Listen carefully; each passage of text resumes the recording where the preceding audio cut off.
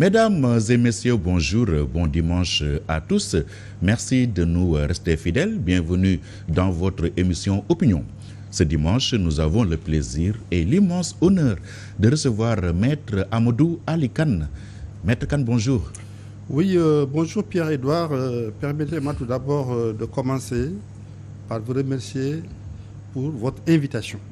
Je vous en prie. Et également de saluer vos nombreux téléspectateurs à travers le Sénégal, à travers le monde. Et de saluer également du même coup la direction de cette grande télévision, de ce grand groupe de presse qui est Walfadjri. Merci à vous également d'avoir accepté notre invitation. L'actualité, Maître Amadou Ali Kane, c'est Ousmane Sonko, visé depuis l'an dernier par une plainte pour viol répété, a été reçu ce jeudi 3 novembre par le doyen des juges. Le maire de Ziguinchor, qui a toujours dénoncé un complot politique, a été entendu pour la première fois sur le fond du dossier.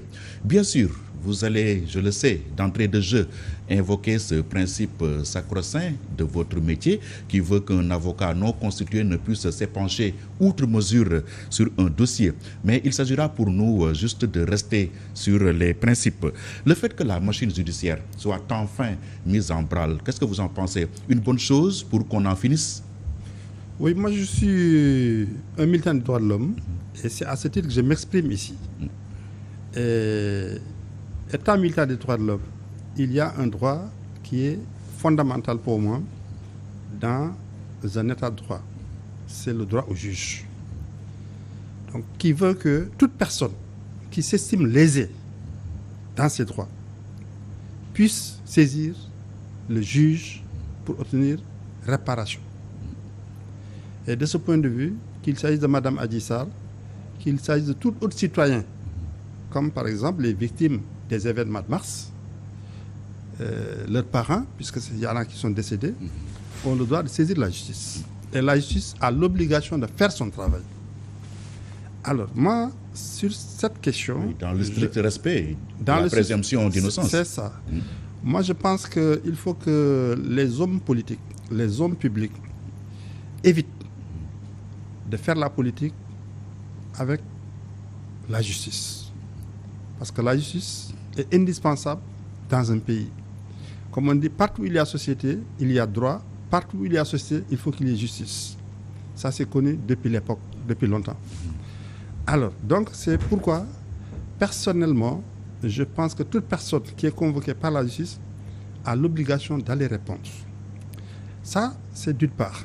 Mais d'autre part, les juges également, les acteurs de la justice, ils ont également l'obligation de renforcer leur image, de renforcer leur indépendance, de prouver aux citoyens qu'ils sont là et ils ne sont tenus que par le droit. Ils n'obéissent qu'au droit. Mais ils sont attaqués de toutes parts.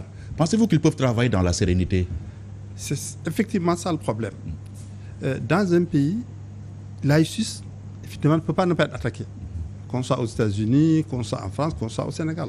Ça fait partie des règles du jeu. Toutes les personnes qui ont des problèmes vont pour telle ou telle raison s'en prendre à la justice. Mais ce qui est important, c'est que la justice elle-même prouve à l'opinion, prouve aux justiciables qu'elle est indépendante, qu'elle n'est soumise qu'à la loi et qu'elle n'obéit pas à des instructions qui sont extérieures à la loi, qui sont venues du dehors. Et c'est là où il y a un problème de défiance. Une partie de l'opinion, à tort ou à raison, pense qu'il y a un problème par rapport à l'indépendance de la justice. Et d'ailleurs, même parmi les magistrats, il y en a qui formulent une revendication tendant à une plus grande indépendance, qui estiment que l'indépendance existe sur le papier, mais que dans les faits, elle est contournée. On essaie de la vider de son sens. Donc c'est la raison pour laquelle aussi certains citoyens n'ont pas tellement confiance à la justice, ont une certaine défiance vis-à-vis de la justice. Et ça, c'est un problème majeur dans une société. Il faut qu'on puisse lui apporter des réponses satisfaisantes. Vous êtes du milieu, vous êtes avocat. La justice sénégalaise est-elle indépendante ou pas? Bon, ça dépend. Vous savez, sur le papier, les juges sont indépendants. C'est ce que disent nos lois. Ouais, Ils ne sont sur le soumis papier. qu'à l'autorité de la loi. Mais dans la pratique, il y a eu des exemples qui ont un peu amené les gens à croire que tel n'est pas le cas. Je vous donne un exemple. Au sein de la magistrature, il y a deux régimes de retraite. Il y a un régime de retraite à 68 ans qui s'applique à une minorité de magistrats, les chefs de parquet, les chefs de cour, les magistrats de la Cour suprême. Alors, donc, quand vous avez une retraite à 68 ans, mais dès que vous quittez la fonction, vous revenez au régime de la retraite à 5 ans. Si magistrat, de sorte que l'autorité pour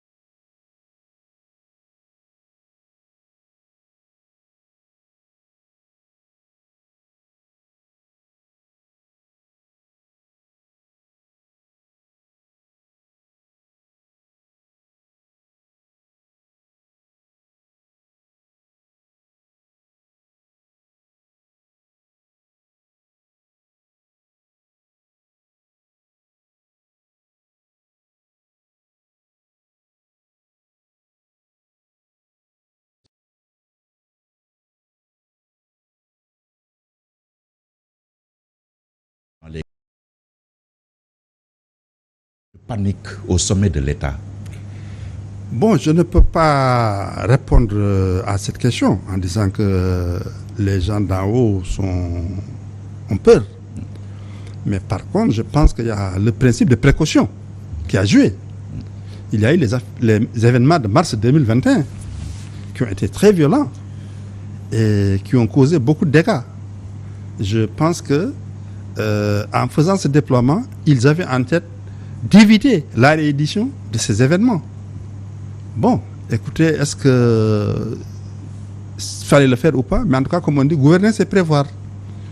Donc, tout s'est bien passé. Dieu merci. Le président a toujours dit que ce qui s'était passé en 2021, en mars, ça ne se reproduira plus. Il est dans cette logique-là? Oui, mais attendez, c'est-à-dire que pourquoi ce qui s'est passé en mars 2021 s'est passé? Il faut d'abord voir les causes. Moi, je pense qu'il y a eu beaucoup de maladresse de la part du pouvoir. Il y a eu des événements, un homme politique qui était en vue a été mis en cause. Il a dit, écoutez, moi, j'ai une immunité parlementaire, on ne peut pas me convoquer. Ce qui est rigoureusement exact aussi, à l'époque. Alors, le lendemain, on assiste à un déploiement policier devant sa maison. Ces militants ont cru que, écoutez, on était venu le prendre. Alors qu'on n'avait pas besoin de déployer des forces importantes devant son domicile. Et après, c'est ça un peu qui a...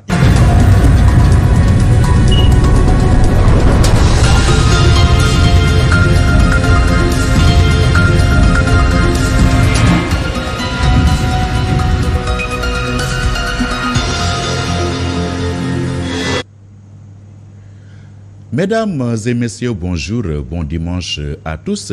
Merci de nous rester fidèles. Bienvenue dans votre émission Opinion. Ce dimanche, nous avons le plaisir et l'immense honneur de recevoir Maître Amadou Ali Kane. Maître Kane, bonjour. Oui, bonjour Pierre-Édouard. Permettez-moi tout d'abord de commencer par vous remercier pour votre invitation. Je vous en prie. Et également de saluer vos nombreux téléspectateurs à travers le Sénégal, à travers le monde. Et de saluer également du même coup la direction de cette grande télévision, de ce grand groupe de presse qui est Walfadjri. Merci à vous également d'avoir accepté notre invitation. L'actualité, Maître Amadou Ali Kane, c'est Ousmane Sonko, visé depuis l'an dernier par une plainte pour viol répété, a été reçu ce jeudi 3 novembre par le doyen des juges. Le maire de Ziguinchor, qui a toujours dénoncé un complot politique, a été entendu pour la première fois sur le fond du dossier. Bien sûr, vous allez, je le sais, d'entrée de jeu, invoquer ce principe sacro-saint de votre métier qui veut qu'un avocat non constitué ne puisse s'épancher outre mesure sur un dossier. Mais il s'agira pour nous juste de rester sur les principes. Le fait que la machine judiciaire soit enfin mise en branle, qu'est-ce que vous en pensez? Une bonne chose pour qu'on en finisse? Oui, moi je suis un militant des droits de l'homme et c'est à ce titre que je m'exprime ici. Et étant militant des droits de l'homme, il y a un droit qui est fondamental pour moi dans un état de droit. C'est le droit au juge. Donc, qui veut que toute personne qui s'estime lésée dans ses droits puisse saisir le juge pour obtenir réparation. Et de ce point de vue, qu'il s'agisse de Mme Adji Sarr, qu'il s'agisse de tout autre citoyen, comme par exemple les victimes des événements de mars, leurs parents, puisqu'il y en a qui sont décédés, ont le droit de saisir la justice. Et la justice a l'obligation de faire son travail. Alors, moi, sur cette question... Oui, dans le strict respect de la présomption d'innocence. C'est ça. Moi, je pense qu'il faut que les hommes politiques, les hommes publics, évitent de faire la politique avec la justice. Parce que la justice est indispensable dans un pays. Comme on dit, partout où il y a société, il y a droit. Partout où il y a société, il faut qu'il y ait justice. Ça, c'est connu depuis l'époque, depuis longtemps. Alors, donc, c'est pourquoi, personnellement, je pense que toute personne qui est convoquée par la justice a l'obligation d'aller répondre.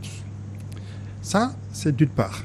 Mais d'autre part, les juges également, les acteurs de la justice, ils ont également l'obligation de renforcer leur image, de renforcer leur indépendance, de prouver aux citoyens qu'ils sont là et ils ne sont tenus que par le droit. Ils n'obéissent qu'au droit. Mais ils sont attaqués de toutes parts. Pensez-vous qu'ils peuvent travailler dans la sérénité? C'est effectivement ça le problème. Dans un pays, la justice, effectivement, ne peut pas être attaquée. Qu'on soit aux États-Unis, qu'on soit en France, qu'on soit au Sénégal. Ça fait partie du jeu. Toutes les personnes qui ont des problèmes vont pour telle ou telle raison s'en prendre à la justice. Mais ce qui est important, c'est que la justice elle-même prouve à l'opinion, prouve aux justiciables qu'elle est indépendante, qu'elle n'est soumise qu'à la loi et qu'elle n'obéit pas à des instructions qui sont extérieures à la loi, qui sont venues du dehors. Et c'est là où il y a un problème de défiance.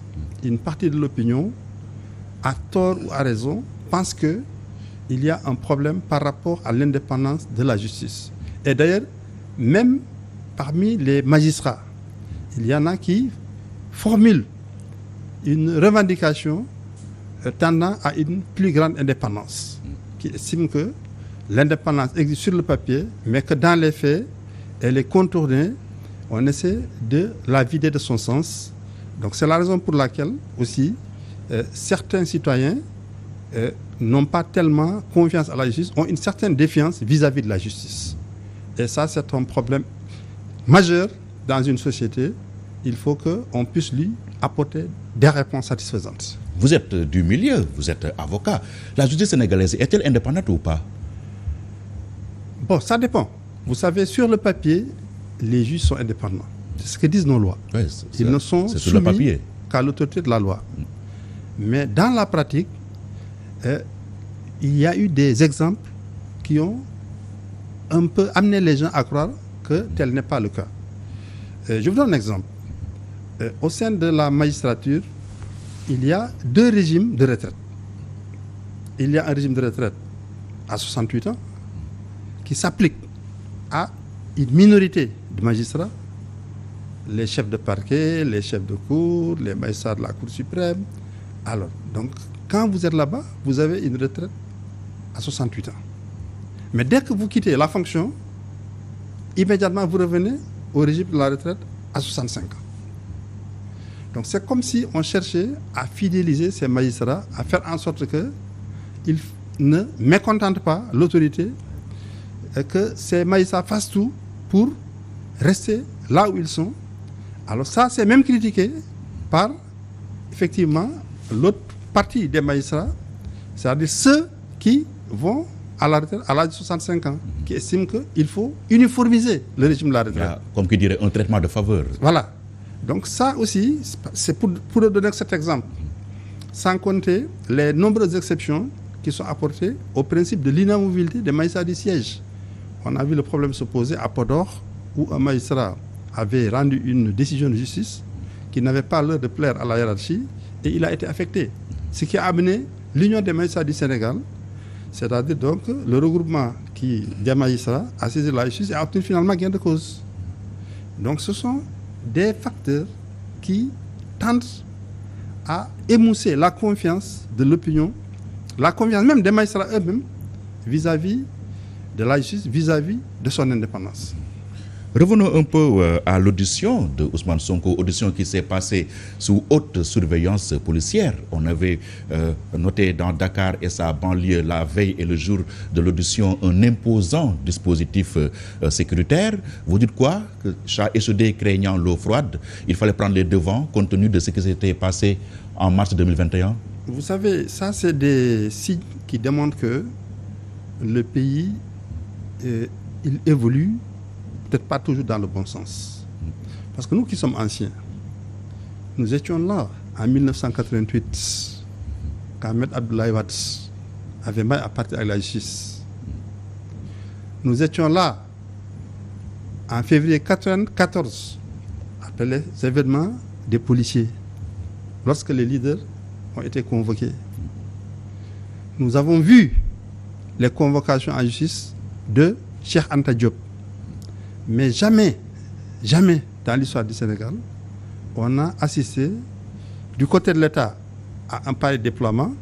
Du côté également des personnes qui étaient convoquées à une forme de résistance vis-à-vis de la justice.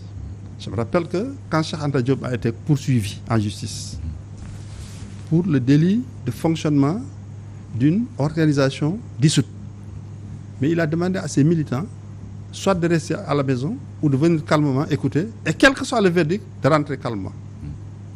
Et que lui, il serait gêné, lui, Cheikh Anta Diop, que quelqu'un, un de ses militants, perde un bras, perde un œil, ou soit blessé à cause de sa personne. Oui, mais là, Ousmane Sonko a demandé à ses proches de ne pas l'accompagner d'ailleurs. Oui, c'est ça que j'ai dit. J'ai dit que c'est ça qui doit être normal. C'est ça la normalité. Quand vous êtes convoqué en justice, vous devez aller répondre et vous devez le faire dans la sérénité, sans inciter vos supporters à venir. Parce qu'aujourd'hui, qu'est-ce qui se passe? Finalement, nous sommes dans un pays où il y a des personnes qui ne peuvent pas être jugées. Dès que vous avez une certaine notoriété, dès que vous avez du monde derrière vous, que ce soit un homme politique, que ce soit un chef religieux, que ce soit, je ne sais même pas, un syndicaliste, parce qu'on a vu le même problème se poser à l'occasion également des incendies qui sont intervenus dans les hôpitaux. On a vu que les gens ont été convoqués, des grèves ont été déclenchées. Alors, donc, quand on est dans un pays comme ça, finalement, on a comme l'impression que la justice n'est réservée qu'aux sans grade, aux personnes qui n'ont personne derrière elles, aux citoyens lambda. Et ça, ce n'est pas normal. Tout le monde doit être égal devant la justice. Tout le monde ne doit pas répondre à la justice. Mais la justice aussi doit donner aux gens des gages d'indépendance, des gages d'impartialité, leur prouver qu'elle fait son travail dans le strict respect de la loi, qu'il n'y a pas de favoritisme et qu'elle est indépendante des pouvoirs publics. Elle est aussi impartiale à l'égard des partis elles-mêmes. Parce que le problème de la justice, c'est deux choses. L'indépendance, c'est vis-à-vis des pouvoirs publics. Donc, il faut montrer que vous ne dépendez pas des pouvoirs publics ou même des pouvoirs économiques, voire même religieux, des lobbies en général. Mais il faut aussi prouver qu'à l'égard des partis qui sont devant vous, que vous devez juger, vous n'êtes ni pour l'un ni pour l'autre. Vous êtes à équidistance. Est-on en train d'affaiblir la justice au Sénégal? Aujourd'hui, je ne peux pas dire qu'on est en train d'affaiblir sciemment la justice, mais les processus politiques, les processus sociaux qui se passent sous nos yeux tendent à affaiblir la justice. Lorsque quelqu'un qui appartient à un groupement, qu'il soit politique, qu'il soit social, par exemple syndicat, est convoqué en justice, nous constatons tous qu'il y a une mobilisation de sa corporation, il y a une mobilisation de son groupe pour aller le protéger, pour même s'opposer à sa convocation. Ça pose un problème. Pourquoi les gens le font? Pourquoi, à votre avis? Il y a beaucoup de facteurs. Les gens ont peur de la justice, il y a ça, d'une part. D'autre part aussi, ils estiment que la convocation est juste qu'on ne doit pas les convoquer. Par exemple, si on prend le cas des médecins qui ont été convoqués après les incendies à Louga, les incendies à Tuaourn, estiment que les conditions dans lesquelles ils travaillent font que, écoutez, on ne peut pas les tenir pour responsables des dysfonctionnements intervenus. Alors, ça, on peut en débattre. Oui. Mais néanmoins, si on ne cherche pas les causes, si on ne fait pas des investigations, si on n'entend pas les personnes, mais on ne peut pas savoir quelle est l'origine des problèmes qui sont survenus dans les hôpitaux, par exemple, pour ne parler que d'eux. D'où l'intérêt d'ouvrir une information judiciaire sur ces questions. Mais le problème aussi, c'est que tout le monde n'a pas le même traitement. Il y a des dossiers dans lesquels les intéressés ne sont pas inquiétés. Ça aussi, les gens le voient, ils disent, mais attends, oui. Pourquoi nous? C'est ça, il faut un traitement équitable. Il faut un traitement équitable, oui. Un traitement égalitaire. Il ne faut pas qu'il y ait de la discrimination dans l'exercice de la justice, dans la façon où elle se passe. Et c'est ça qui rassure les citoyens. Quand l'exemple vient d'en haut, je pense que la base va suivre plus facilement. Mais par contre, si l'exemple ne vient pas d'en haut, il y a des immunités, entre guillemets, pour les personnes qui sont en haut.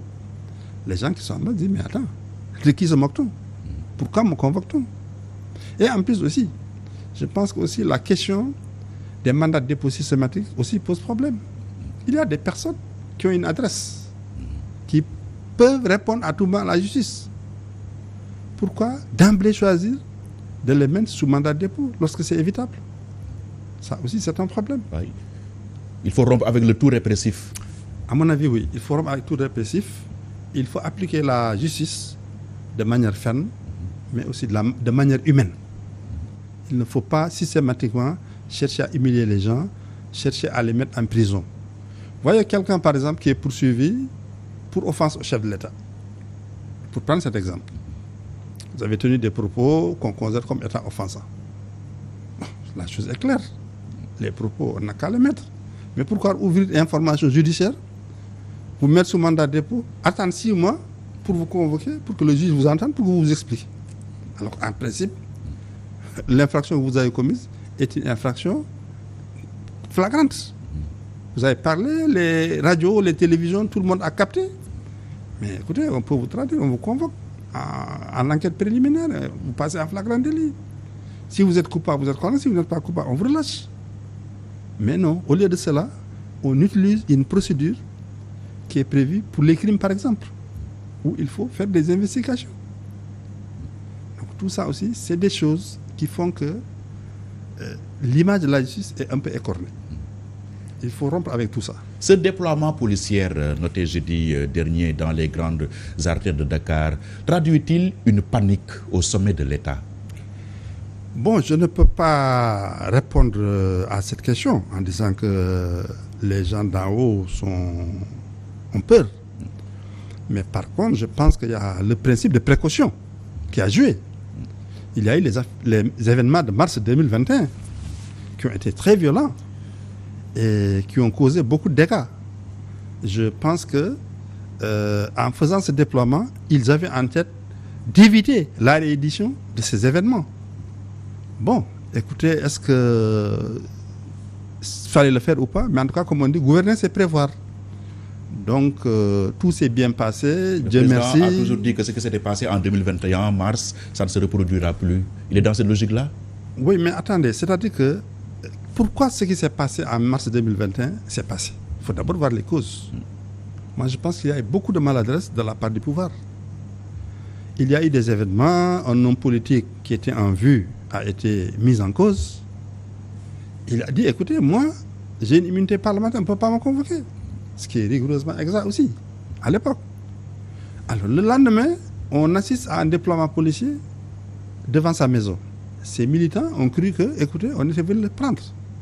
Alors qu'on n'avait pas besoin de déployer des forces importantes devant son domicile. Et après, c'est ça un peu qui a excité, si tu veux, la colère des gens. C'est ça qui les a amenés à sortir, à vouloir défendre leur leader, pensant que celui-ci était en danger. Parce qu'aujourd'hui, il faut le reconnaître, M. Sonko, il est devenu un réceptacle du mécontentement. Aujourd'hui, nous assistons à beaucoup de frustration pour plusieurs raisons chez de nombreux citoyens. Nous assistons également à un désespoir chez beaucoup de citoyens. Et lui, il a réussi à se positionner comme le sauveur de tout ce monde-là, de tous ces désespérés, de tous ces désesperados. Ah oui, c'est de bonne guerre. Et c'est de bonne guerre, il fait la politique. Mais néanmoins, il faut aussi qu'il évite, tout en sachant qu'il est un peu, si vous voulez, le réceptacle du mécontentement, de manipuler également la carte du mécontentement contre les institutions. Parce qu'il faut qu'il se dise aussi qu'un jour, il pourrait être au pouvoir. Et étant au pouvoir, écoutez, il ne voudrait pas aussi que quelqu'un suive le même chemin que lui. Il faut qu'il regarde un peu le parcours de Maître Abdoulaye Wade. Regarde le parcours de Macky Sall lui-même, qui est actuellement aux affaires. Qui, à un moment donné, de leur parcours politique, ont eu à faire de l'opposition, à se trouver en face du pouvoir. Mais est-ce qu'on peut s'opposer en 2022 comme s'opposait Abdoulaye Wade en 88? Écoutez, je pense que les citoyens... Autre mœurs, dit-on. Non, c'est-à-dire que la question se pose aussi bien par rapport à l'opposition que par rapport également au pouvoir. Comment gérer le pouvoir en 2022? Comment exercer l'opposition en 2022? Ce sont des questions qui se posent. Je pense que le pouvoir de maintenant, en 2022, doit être un pouvoir qui doit chercher à convaincre, un pouvoir démocratique, un pouvoir qui doit rechercher l'adhésion populaire, et plutôt qu'un pouvoir qui essaie de reposer sur la sécurocratie. Moi, quand je vois que dans le prochain budget, il est prévu 380 milliards pour la gendarmerie, pour la police. Pour le maintien de l'ordre. Pour le maintien de l'ordre. Oui, c'est une bonne chose, non? Vous ne trouvez pas? Je me pose des questions. Je me pose des questions.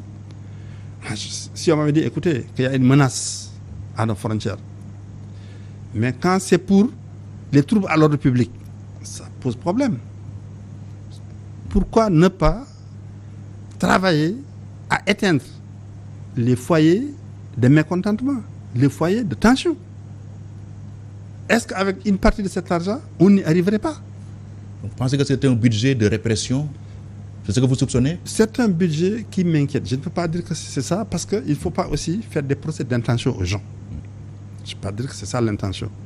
Mais nous sommes dans une année préélectorale. Il y a un débat qui divise l'opinion. On ne sait pas dans quel sens il sera tranché. Et donc tout le monde peut imaginer que les années ou les mois à venir plutôt vont être peut-être un peu tendus au Sénégal. Peut-être que c'est en prévision de cela. Je me dis c'est peut-être en prévision de cela. Puisque ça ne s'est jamais passé. Je ne pense pas que c'est à cause des bandits que tout ce montant colossal a été voté. Je ne crois pas, personnellement. Mais enfin, qui vivra verra. On verra. Sans compter les 45 milliards investis dans l'achat d'armes pour le travail des eaux et forêts. Ça, par contre, c'est un autre problème. Parce que j'ai écouté la représentante de l'organisme qui a dénoncé ce contrat. Alors, ce qui gêne, moi, personnellement, ce que je trouve gênant, c'est le fait de confier un marché aussi important à une personne qui fait l'objet de poursuites de la part de deux États. Qui a une réputation sulfureuse. Qui fait l'objet de mandats d'arrêt à la fois de la part du Niger et de la part du Nigeria. Alors que normalement, cette personne, une fois qu'elle se trouve sur notre sol, devait être mise aux arrêts. Alors on la reçoit, on lui donne le tapis rouge et on conclut un contrat de plusieurs milliards et qu'on lui confie. Là, c'est déjà un problème. Maintenant, pour le reste, je me passe de commentaires. Mais le gouvernement qui veut que cette affaire soit estampillée secret défense, est-ce un argument qui vous convainc? C'est pas ça, le problème n'est pas là. Le problème n'est pas dans l'absence de publicité, c'est-à-dire l'absence d'appel d'offres. Voilà, c'est une question sensible. On ne peut pas la soumettre à un appel d'offres. Entente directe. Il faut faire une entente directe. Bon, ça ne pose pas de problème.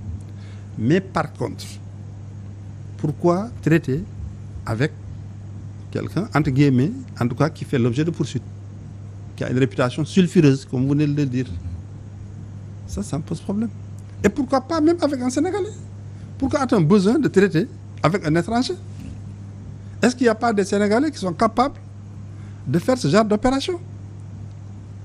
Donc il faut éclaircir ces différentes zones d'ombre. Moi, c'est là où j'ai des problèmes. C'est au niveau du co-contractant de l'État. C'est-à-dire la personne qui a eu le mandat d'aller acheter les armes. Je ne comprends pas pourquoi on a choisi cette personne. Maintenant, tout le reste, écoutez, l'État a un argumentaire qui tient. Donc, écoutez, c'est des armes, on peut mettre ça sur la place publique. Encore que, d'après certains, il y aurait une surfacturation du marché. Mais bon, ça, je ne peux pas l'affirmer, moi. C'est des enquêtes qui pourront le prouver. Le jour où on nous montrera ce qui a été acheté, on aura les prix unitaires. On saura s'il y a surfacturation ou pas. Mais pour le moment, on sait qu'il y a un marché, on sait que c'est des armes. Quel type d'armes ont-ils été livrées? Où se trouvent-ils? Où se trouvent-elles? Ben écoute, tout ça, il n'y a pas de réponse. Donc, comme on parle de commission d'enquête, de saisine du procureur et de cela, peut-être qu'un jour, on aura les informations, écoutez, qui nous permettront de nous faire définitivement la religion. Oui. Mais tout de suite, a priori, comme je vous dis, je vous le répète, ce qui me dérange, c'est le fait qu'on confie un marché à une personne qui est sous le régime d'un mandat d'arrêt international de la part de deux États membres de la CEDEAO, soit le Niger et le Nigeria. Le leader de PASTEF qui refuse un prélèvement sanguin en vue d'un test ADN, est-il dans son droit? Bon, ça m'est difficile de répondre à cette question parce que, vous savez, il a des avocats qui sont mes confrères. Adji Sarr a des avocats qui sont des confrères. Je ne souhaiterais pas dire ici sur ce plateau des choses qui dérangeraient ou désavantageraient. Oui, nous allons rester sur les principes comme je l'ai dit à l'entame de cet entretien. Mais comme je peux le dire, c'est que c'est le juge d'instruction qui normalement est le maître des investigations. C'est lui, après avoir investigué, qui sait ce dont il a besoin pour que la manifestation de la vérité puisse se faire. Maintenant, écoutez, vous savez, nous sommes dans la défense. Dans la défense, vous avez même le droit au silence. Si vous voulez, vous dites, je ne réponds pas. C'est un droit. Donc, de ce point de vue, on ne peut pas aussi faire de reproches à quelqu'un. Mais le juge aussi a le droit aussi de tirer les conséquences par rapport à l'attitude de Dans ce l'inculpé. cas de figure, quelles sont les conséquences que le juge peut tirer de ce refus d'Ousmane Sonko? Honnêtement, je ne souhaite pas répondre à cette question. Mais moi, j'estime que Ousmane Sonko est un leader de premier rang aujourd'hui au Sénégal. Quelqu'un qui aspire à diriger le Sénégal. Et qui peut diriger le Sénégal. Parce qu'il a une légitimité populaire, peut-être, qui pourrait lui permettre d'accéder à la plus haute marche de l'État. En tout cas, il est en train de travailler pour. Alors, moi, j'aurais souhaité que certaines déclarations dont la presse a rendu compte n'aient pas été tenues par un homme politique. Quand on me dit que on a menacé le juge, on a menacé le procureur, on a menacé des avocats, on a menacé un général, ça me pose problème. Moi, je n'ai jamais entendu Maître Abdoulaye Wade, du temps où il était dans l'opposition, menacer quiconque. Nous savons tous que Abdoulaye Wade a fait la prison en 1988. Nous savons tous qu'il a fait la prison en 1994. Ce sont des juges qui l'ont envoyé en prison. Ce sont également, c'est un État avec des ministres, des machins, des responsables qui l'ont envoyé en prison. Mais quand Abdoulaye Wade a accédé aux affaires, personne n'a vu Abdoulaye Wade arrêter un juge, arrêter un procureur, arrêter un ancien ministre, sous prétexte que oui, quand vous étiez aux affaires, vous m'avez envoyé en prison. Ouais. Et même mieux, on a vu Abdoulaye Wade les appeler aux affaires, leur confier des responsabilités. Je pense que c'est ça aussi la grandeur d'un homme politique. Mais on avait entendu Abdoulaye Wade également dire à ses partisans, si les policiers vous chargent, utilisez des chaînes de vélo pour riposter. Oui, mais ça c'est un discours... C'est violent, ça aussi. Oui, d'accord. Mais je veux dire que c'est encore beaucoup plus mesuré. Parce que de toute façon, vous ne pouvez pas donner des chaînes de vélo à des policiers qui ont des gaz, des grenades et des armes. Bon, ça c'est des paroles parlées, pour ainsi dire. Mais, néanmoins, ce que moi je retiens d'Abdoulaye Wade, c'est qu'il n'a jamais été rancunier. Il n'a jamais proféré des menaces contre quiconque. Et quand il a accédé aux affaires, il n'a exercé aucune vengeance contre quiconque. Il a fait preuve de dépassement, il a fait preuve de grandeur, il a tourné la page. Mais aujourd'hui, le discours que j'entends de la part du président Sonko, c'est un discours qui m'inquiète. Parce que quand je l'entends dire, écoutez, je vais devenir président, écoutez, je pourrais exercer des représailles contre vous à un juge dans son cabinet, ou bien menacer un général, ou menacer des avocats, des confrères. Alors je me pose des questions. Je me dis, mais attends, quand on commence à menacer, alors qu'on est dans l'opposition, on cherche le pouvoir, qu'est-ce que ça va être le jour où on aura ce pouvoir? Je pense qu'il a intérêt à un peu plus polisser son image, à éviter ce genre de discours. Oui, parce qu'il dit que le camp d'en face ne connaît que le rapport de force. Le rapport de force, comment le faire? Tous ceux qui ont essayé de polisser leur image et tout ça ont fini en gaz prison. Hein. Attendez, le rapport de force ne se construit pas comme ça. Le rapport de force se construit en cherchant l'adhésion des populations. Mais évidemment aussi, il y a quelque chose aussi qu'il faut déplorer. On a comme l'impression aussi que le camp d'en face chaque fois qu'une personne prend du volume, prend un peu de l'épaisseur sur le plan politique, oui. On a comme l'impression qu'on essaie de lui mettre les bâtons dans les roues, de freiner son élan. Ça, on l'a vu avec Khalifa Sall, on l'a vu avec Karim Wade, et on a failli aussi le voir avec Sonko. Bon, donc, du point de vue historique aussi, je pense que quand il le dit, c'est justifié. Mais le problème, c'est comment réagir par rapport à ça. C'est là aussi. Aujourd'hui, il est dans l'opposition. Mais Dieu seul sait de quoi demain sera fait. Il faudra se retrouver au pouvoir. Alors, il faut aussi ne pas créer des antécédents qui vont se retourner contre vous demain quand vous serez aux affaires. C'est très important pour un homme politique. Vous savez, c'est inhérent à la vie politique de rencontrer des embûches sur son chemin. Parce que la politique aussi, c'est un peu...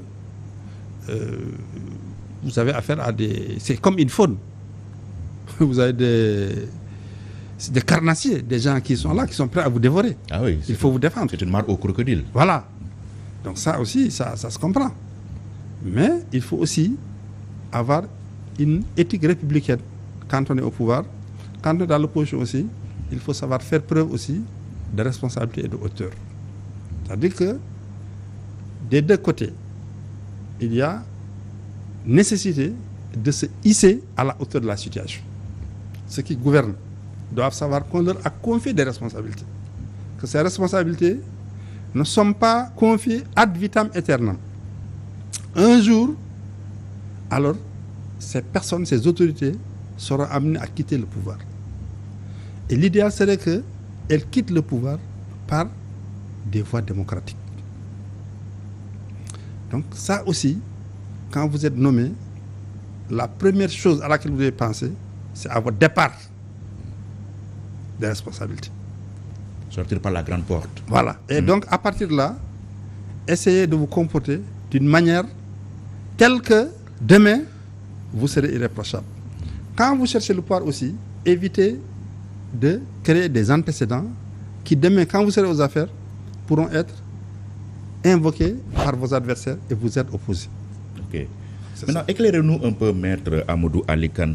Quel est l'intérêt du test ADN dans un dossier présumé de viol? Bon, ça c'est plutôt un médecin qui pourrait vous éclairer, mais bon, je suppose a priori que c'est pour voir un peu s'il y a une imputabilité de peut-être, je sais pas si c'est des jeunes ou je ne sais pas. Je ne peux pas trop m'avancer sur ces questions, c'est un médecin qui pourrait vous dire. Donc je préfère m'en tenir à ça. D'accord. Ces événements de mars ont quand même fait 14 morts, disons une quinzaine. Le gouvernement avait dans la foulée annoncé un mémorandum pour éclaircir un peu les circonstances de leur décès. Qu'est-ce que vous dites? Il ne faudrait pas passer par perte et profit la mort d'une quinzaine de Sénégalais? Non, vous savez que dans un pays, on peut tout supporter sauf l'injustice. Parce que l'injustice conduit à la révolte. Donc, il faut, quand il y a mort d'homme, comme je l'ai dit tout à l'heure, il y a un droit qui est fondamental, c'est le droit au juge. Quand quelqu'un s'estime lésé, cette personne ne doit pas se faire justice à elle-même. Et pour éviter qu'elle se fasse justice à elle-même, il faut qu'elle puisse avoir une instance à laquelle ou devant laquelle elle peut porter son recours. Et cette instance doit faire son travail. Alors c'est pourquoi d'ailleurs, j'ai entendu l'autre jour la secrétaire générale de Amnesty International formuler des critiques. C'est le thème qui suit. Ah d'accord. Formuler des critiques sur ce terrain et sur d'autres à l'État du Sénégal. Bon, comme vous allez aborder, après on reviendra sur ça. Mais je suis en train de dire que le droit au juge est fondamental. Parce qu'il faut éviter la justice privée, il faut éviter également que les gens aient une défiance vis-à-vis des institutions, notamment l'institution judiciaire. Et cela ne peut arriver que si il y a un rempart contre l'arbitraire. Et ce rempart contre l'arbitraire, ça ne peut être que la justice. C'est lui qui doit être le contre-pouvoir face au pouvoir. Et donc si on ne peut pas avoir un contre-pouvoir, voyez les conséquences que cela peut avoir. Maître Amadou Ali Kane, la secrétaire générale d'Amnesty International a achevé vendredi dernier sa visite en Afrique de l'Ouest. Agnès Kayamar s'est notamment entretenue avec les autorités sénégalaises sur la liberté de manifester, l'usage excessif de la force, la liberté d'expression et la protection des enfants talibés. Elle a aussi soulevé la question de la justice après les émeutes justement de mars 2021. Question préjudicielle. Sommes-nous dans un pays où les libertés individuelles et collectives sont menacées? Bon, on ne peut pas le dire comme ça pour être honnête. Nous ne sommes pas dans une dictature. Nous sommes encore... Est-ce qu'on n'en prend pas le chemin là? Bon, ça, à chacun d'apprécier. Mais, objectivement, nous sommes encore dans une démocratie. Objectivement, nous sommes encore dans un état de droit. Mais néanmoins, il faut savoir que ni la démocratie, ni l'état de droit ne sont donnés une fois pour toutes. Ce sont des choses qui sont susceptibles de connaître des flux et des reflux. Il y a des moments où ça avance, il y a des moments où ça recule. Est-ce que nous sommes dans une phase de recul? Cela est possible. Aujourd'hui, nous avons constaté qu'effectivement, il y avait une multiplication des interdictions de manifester, notamment les manifestations qui heurtent le pouvoir. Je ne parle pas des manifestations qui sont vraiment neutres, qui ne gênent personne, comme une manifestation religieuse ou des choses comme ça. Mais les manifestations qui tendent à contester le pouvoir sont souvent systématiquement interdites. Alors qu'on a vu que chaque fois qu'elles étaient autorisées, elles se sont bien déroulées et il n'y a jamais eu de problème. Et c'est pourquoi je me demande, mais pourquoi on n'autorise pas systématiquement les autorisations? Il est beaucoup plus facile d'encadrer une manifestation que de la réprimer. Parce que souvent, les forces qu'on déploie pour réprimer mais sont plus importantes que celles qu'on déploie pour encadrer la manifestation. Et ici, ajoute que si on encadre la manifestation, il n'y a pas de grabuge, il n'y a pas d'incident, il n'y a pas de dégâts causés aux biens publics et privés. Et ça renforce l'image de démocratie du pays, l'image de vitrine démocratique du pays. Je pense que c'est dans cette direction qu'il faut aller. Et c'est ça aussi, ça fait partie des choses que la secrétaire générale d'Amnesty a dénoncées, disant que, écoutez, il y a une sorte de restriction des libertés publiques à travers l'interdiction des manifestations, notamment des partis politiques. Parce que c'est souvent ça, c'est les manifestations qui dérangent qui sont interdites. Celles qui ne dérangent pas sont autorisées. Oui. Ce n'est pas une question de statistique. Souvent l'interdiction elle est motivée, maître. Souvent on parle de risque de trouble à l'ordre public. Vous savez, il y a une jurisprudence très claire de la Cour suprême. La Cour suprême dit que le principe, c'est l'autorisation. Parce que c'est la Constitution qui prévoit les libertés publiques, parmi lesquelles la liberté d'expression, dont la manifestation est une des variantes. Parce que vous pouvez exprimer vos idées seules, comme on est en train de le faire ici. Mais vous pouvez aussi choisir de le faire en groupe. Et c'est ça la manifestation. On s'exprime en groupe. Alors, maintenant c'est encadré. Il faut informer les autorités, déclarer, dire qui sont les organisateurs, pour qu'on le sache. Mais l'autorité ne peut interdire la manifestation que sous deux conditions. Il faut qu'il y ait un risque réel de trouble à l'ordre public.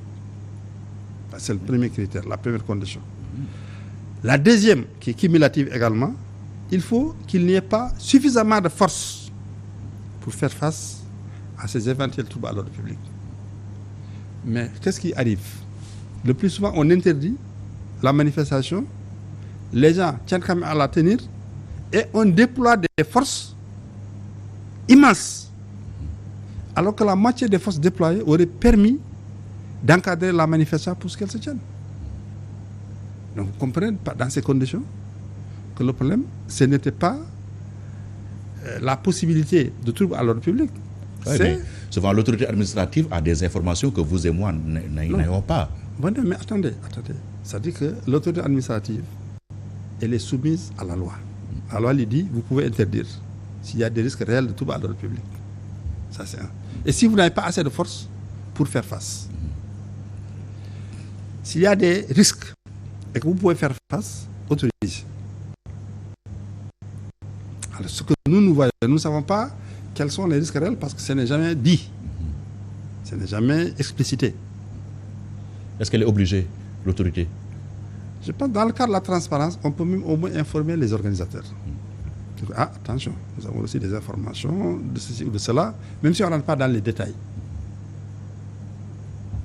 Mais on peut quand même dire, ah, attention, nous avons des informations qui nous autorisent à penser que cette manifestation pourra être infiltrée par des personnes malfaisantes.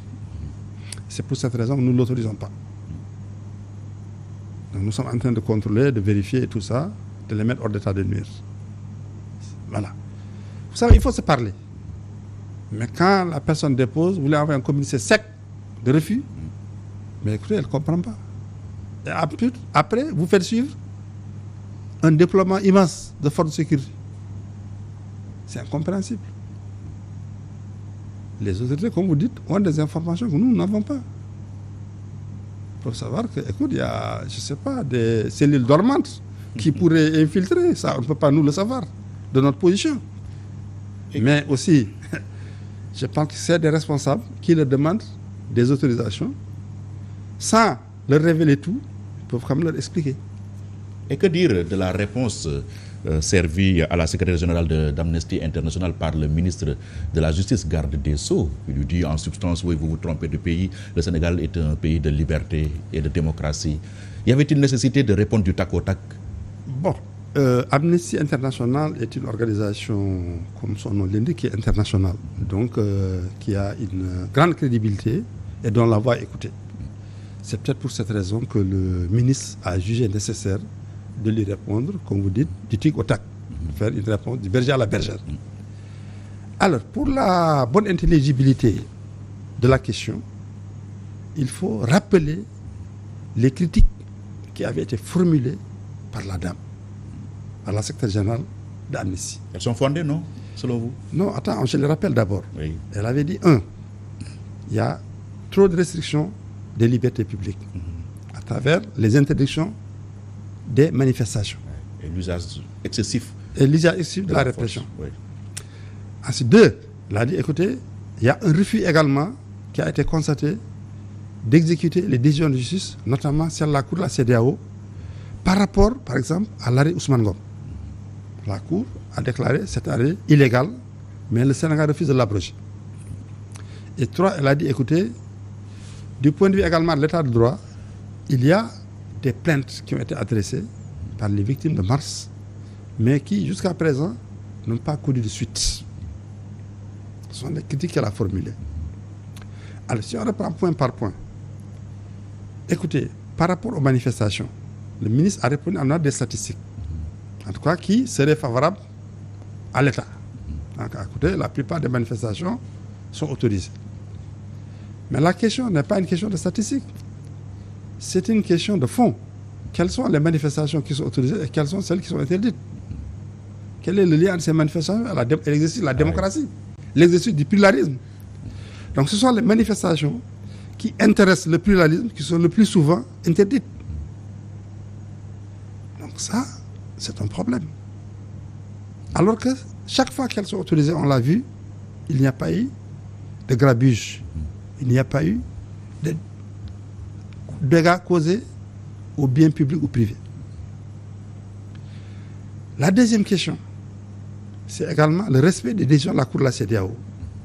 Chaque fois qu'un problème est soumis à la CEDEAO, l'État du Sénégal prend des avocats qui vont à Abuja plaider sa cause. Mais si l'État du Sénégal perd, nous avons constaté que l'État du Sénégal refuse d'exécuter la décision en disant, écoutez, nous sommes souverains. Personne ne peut nous dicter la conduite à tenir. Alors que l'État du Sénégal a signé librement, souverainement, justement, son adhésion au traité de la CEDEAO, donc a reconnu un abandon de souveraineté en faveur de la Cour de la CEDEAO et a même pris des avocats pour se défendre.